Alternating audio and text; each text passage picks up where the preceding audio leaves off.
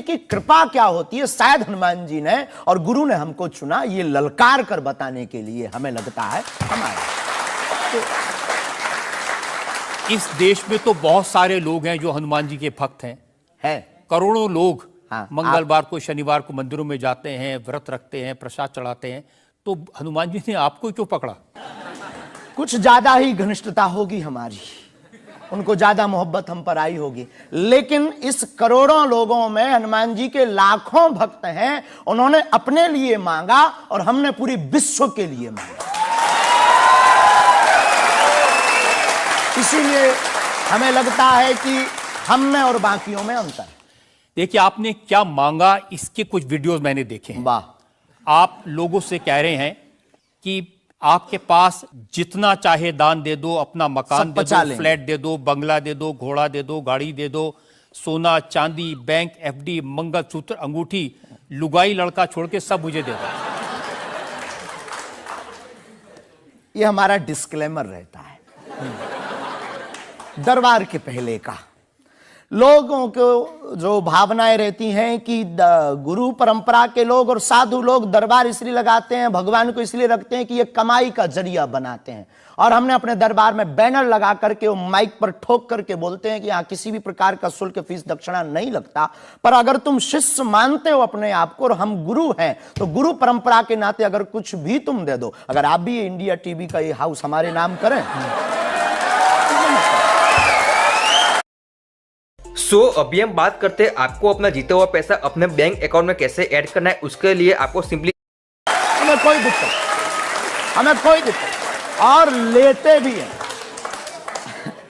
लेना बुरा नहीं है, उपयोगिता बुरी है। लेकर के उसका सदुपयोग करते या दुरुपयोग करते। हम लेते हैं, कोई अगर देता है तो स्वीकार करते गुरु के नाते। हम उस परंपरा से हैं जहां अंगूठा तक दान गुरु को दे दिया जाता है, हम भी लेते हैं। कितना कमा लेते हैं? हमारी तो कोई फिक्स कमाई नहीं है, क्योंकि हमारी कोई कंपनी या बिजनेस नहीं है। कोई चढ़ा जाता है। हमारे पास करोड़ों सनातनियों का प्यार, लाखों करोड़ों लोगों की दुआएं, हजारों संतों का आशीर्वाद, इतनी कोई हिसाब किताब तो रखता होगा ना कि कितना पैसा आया। जितने सनातनी उतनी कमाई, हिसाब आप लगाओ।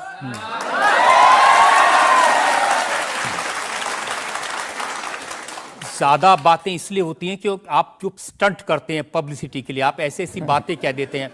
आप कहते हैं कि बिना वीजा के हनुमान जी रावण की लंका में घुस गए थे। ये जो मॉडर्न युवान भाई बहन है, इनको लंका प्रवेश के बारे में बताएंगे तो इनको ये लगता है कि ये घिसी पिटी बातें इनके दादा परदादा बताते रहे, ये बेचारे ऊब गए। इनको कुछ ऐसा चाहिए कि उस अध्यात्म से कनेक्ट हो पाए। जैसे रावण ने मुझसे फोन पे बात की। हाँ, बिल्कुल, हम वही बोलने ही वाले थे। लगता है आज हमारी शक्ति आपके पास पहुंच गई। तो हमें आपको समझाना है, रावण से फोन का बात का मतलब सबके अंदर रावण बैठा है।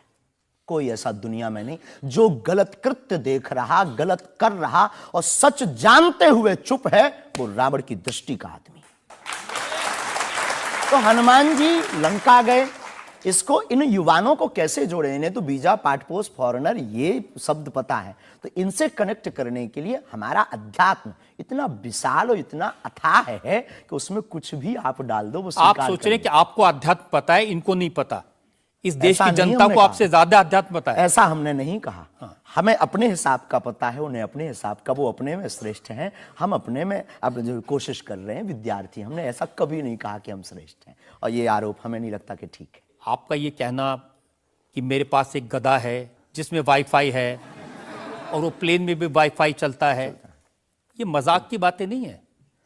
लोगों की दृष्टि से, भावनात्मक दृष्टि से देखा जाए तो ये बहुत गहरा विषय है। मजाक की दृष्टि से अगर कोई देखेगा तो देखो, जाकी रही भावना जैसी प्रभु मूलत देखी तिन तैसी। भगवान की कोई लीला को सिर्फ रास लीला को उठाते हैं, लेकिन हम तो महाभारत भी उठाते हैं। तो अपनी अपनी दृष्टि है।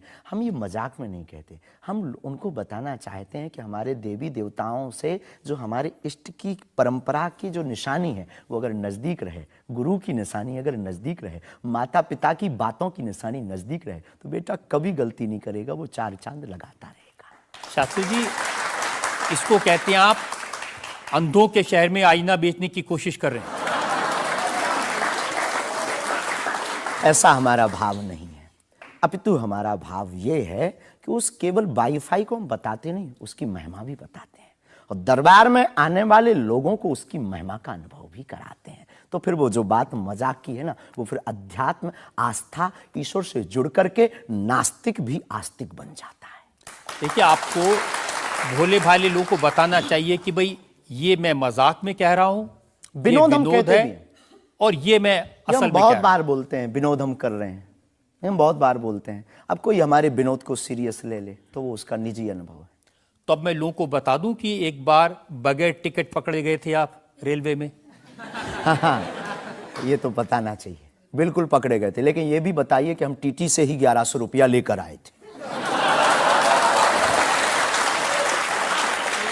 उसी टीटी से लेकर आए थे, जिस वाईफाई की आपने चर्चा की उसी वाईफाई की दम पर उसके बाप का नाम बताकर लेकर आए थे। इसी तरह की बातें कह के ऐसे दिखाते हैं जैसे चमत्कार कर दिया, जैसे मेरे ऊपर हनुमान जी की बहुत कृपा हो गई, मैं भविष्यवक्ता हूं, और फिर जो भोले भाले लोग हैं वो प्रभावित हो जाते हैं। हमने कभी एक नहीं दावा किया कि हम चमत्कारी हैं। आज भी आपकी अदालत में हम कहते हैं कि हम कोई चमत्कारी नहीं है, हम कोई ईश्वर नहीं है, हम कोई महात्मा नहीं है, हम एक आम इंसान हैं।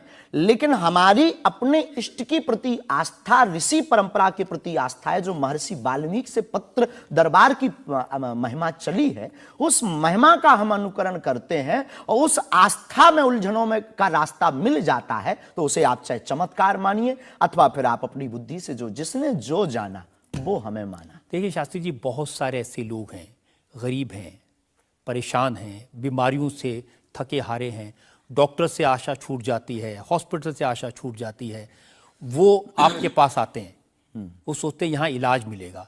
किसी का बच्चा बोल नहीं सकता, किसी का बच्चा चल नहीं सकता, वो लोग बड़ी आस्था विश्वास लेके, जो मैंने जानकारी हासिल की, वो आते हैं, सोचते हैं कि यहाँ से शायद उन्हें कोई रास्ता दिख जाएगा और उन्हें मिल जाता है। जो आते हैं श्रद्धापूर्वक आते हैं। देखो, जिंदगी में अगर वो परेशान है और डॉक्टर से परेशान होकर के या कहीं से भी निराश होकर के आया और उसे कुछ मिले ना मिले, हम ये तो नहीं कहते, जिसकी जितनी निष्ठा उसको उतना हमारे बागेश्वर बालाजी के दरबार में मिलता है। और अगर नहीं मिलता, अगर उसे जीवन जीने की अगर डांडस और सात्तावना मिलती है तो क्या ये भी कम है?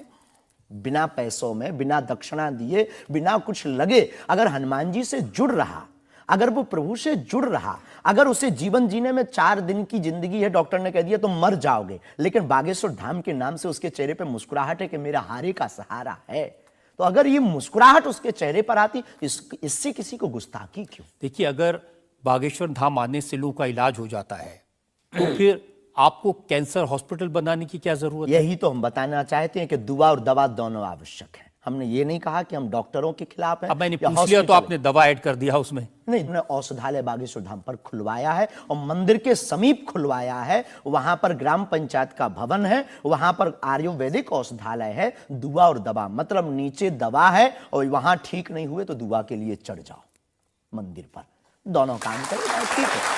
और ये कोई नई बात नहीं है, हमने ऐड नहीं की, डॉक्टर खुद ऐड करता है, ऑपरेशन करता है, जब ठीक नहीं होता तो वो भी कहता है तुम भी प्रार्थना करो। लेकिन ये सही है कि जिस इलाके में आप हैं उस इलाके में बहुत सारे ऐसे लोग हैं जो इसी तरह पर्ची निकालते हैं, जो इसी तरह दुआ की बात करते हैं। पूरे भारत में ऋषि परंपरा के अनेक लोग हैं, बहुत लोग तो नहीं कह सकते, पर अनेक लोग पूरे भारत में हैं। और केवल हमारे इलाके में नहीं, पूरे भारत में। हमारे इलाके में बागेश्वर बालाजी की महिमा और दादा गुरुजी के पास दरबार से, कृपा से बहुत से महापुरुष और भी। मैं बताता हूँ, एक लवलेश नाम के गुरुजी हैं, 20 साल की उम्र है, और वो भी इसी तरह से पर्ची निकालते हैं। वो भी इसी तरह से। हम कभी ऐसे मिले नहीं इस भाव से, हमारा कभी मिलना नहीं हुआ, और इस विषय पर उनका निज मत हो हम कह नहीं सकते, ईश्वर जाने। नहीं, मत तो पता नहीं, उनके ऊपर रेप का इल्जाम है और वो जेल में है, कह नहीं सकते। तो उस एरिया में ऐसे और भी बहुत सारे लोग हैं। अभी हम अर्जी लगाने के हिसाब से घूमे नहीं हैं। आप कहो तो इस बार जाकर के घूमेंगे कितने लोग हैं। अभी तो हमें एक पता है, छतरपुर जिले में एक गढ़ा गांव है, वहां बागेश्वर धाम है, वहां सदगुरु सन्यासी बाबा से परंपरा चली दरबार की, आप भी आइए। ये बात सही है कि देश में बहुत सारे ऐसे लोग हैं जो कहते हैं हमारे पास सिद्धि है। एक जयपुर में है, उन्होंने बताया कि मैंने कर्ण पिशाच को साधा हुआ है, और वो भी किसी की भी डेट ऑफ बर्थ बता देते हैं किसी के परिवार वालों का नाम बता देते हैं? हमारे पास ऐसी कोई सिद्धि नहीं, ना हमने ऐसी कोई साधना कर रखी है। हमारे पास सिर्फ अपने इष्ट पर, हनुमान जी पर भरोसा है, जो अष्ट सिद्ध नवनिधि के दाता हैं। ना हम कोई डेट बताते हैं, ना हम कोई नाम बताते हैं, और अगर उनकी कृपा से पता चल जाए तो कोई बुरी बात नहीं। जनता में जो लोग सवाल पूछना चाहते हैं, आमतौर पर क्या होता है कि संत का नाम आते ही हमारे माइंड में एक इमेज बनती है कि गाड़ी होगी, बहुत ही जो उनकी वेशभूषा होगी बहुत ही सिंपल और सरल होगी, लेकिन आपकी वेशभूषा देख के, टोपी देख के लगता है एकदम कलरफुल रहता है। आपकी दुनिया ही रंगीन है तो साधु को भी रंगीन होना चाहिए। बहुत बढ़िया, बहुत बढ़िया। जब 7 रंगों की भरी दुनिया है माय डियर सिस्टर, 7 रंगों से भरी दुनिया है, तो मुझे क्या दिक्कत है? और हम कोई साधु नहीं, हम कोई महात्मा नहीं, ना हमने चोला ले रखा है। हम एक वर्ण व्यवस्था की बात नहीं करेंगे, हम एक गुरु के शिष्य हैं और आम इंसान हैं। और अगर कोई सरनेम पूछे तो हम शुक्ल वंशीय सरयूपारी ब्राह्मण है। तो जो 7 ब्राह्मणों की वेशभूषा है वो हमने धारण की, गुरु के नाते हमने ये पादुका अपनी एक परंपरा को निर्वाहन करने के लिए धारण की। और टोपी कोई आया तो दे गया, अगर आप कुछ दो बहन हमें तो वो भी स्वीकार है।